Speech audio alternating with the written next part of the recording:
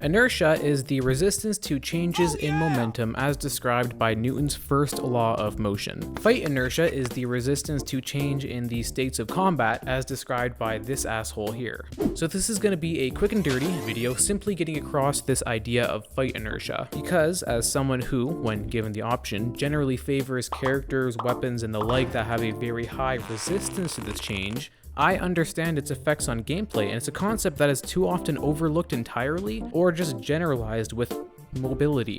And although fight inertia is a factor in mobility, it can be both fun and useful to dissect these video game heroes and weapons to see where they derive their mobility from. So, in all video games where real-time combat exists, no matter the medium, there exists 3 states of combat between all parties, be them, human or AI. There's direct, where 2 or more parties are directly fighting each other. There's partial, where one party is directly fighting at least one other and they aren't directly fighting them back. And then the third one is passive, where just no one is fighting anyone at all. And the ease at which you can switch between those states in relation to other troops, classes, characters, weapons, etc. in the same game, that is fight inertia.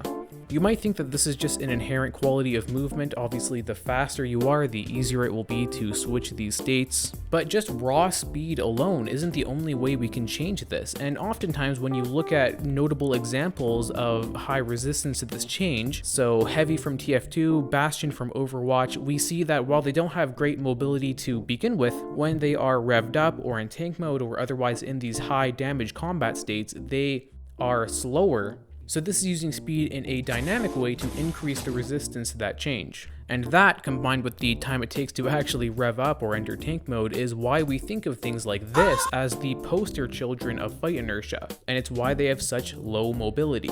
Invisibility is an extremely strong ability in relation to fight inertia, and it's a great example of an ability that we often think of as just a mobility thing, when really all it does is make it easier to switch between the states. Teleportation can also be a very strong way to make it easy to engage and disengage, though it should be noted that teleportation, unlike invisibility, is usually balanced more in a way to save time with general movement or make it easier to reposition yourself to a better spot, which, needless to say, is a different aspect of mobility. And obviously, the general mobility abilities, like, dashing and double jumping, these affect fight inertia as well. I should also note it's very common to see actual literal momentum used in games. What comes to my mind is tactical shooters like CSGO and Valorant, games where the general aim accuracy is very low, and you're expected to kind of post up on a wall and set up sight lines with a scope, and the time it takes to reach max velocity is very important, especially when you are scoped in. Almost all scopes, and especially sniper scopes, are accompanied by some mechanic that increases the resistance to change as well.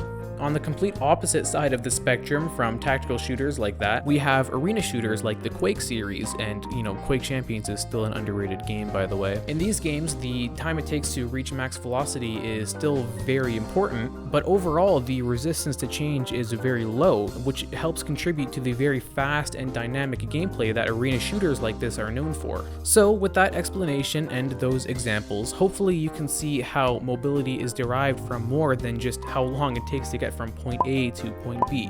And hopefully you can now see how fight inertia is one of those sources. Additionally, it's important to look at it as an independent quality because it can be very impactful on gameplay, and different mechanics can have very unintentional consequences that skew it in a very unfavorable direction. Or conversely, they can skew it in a more balanced or just more interesting direction. It's just another tool in the toolkit, really. And as a player, it's good to keep in mind, and it can be very fun to try and minimize that resistance to change through your loadout or playstyle, doing things like using elevation as a way to mitigate a slow warm-up time, or maximizing your loadout for efficiency with perks and weapons that you can use a secondary slot for a support item or something like that. Okay, well, that's the end. Thank you for watching my quick and dirty little game design tidbit video. Bye-bye.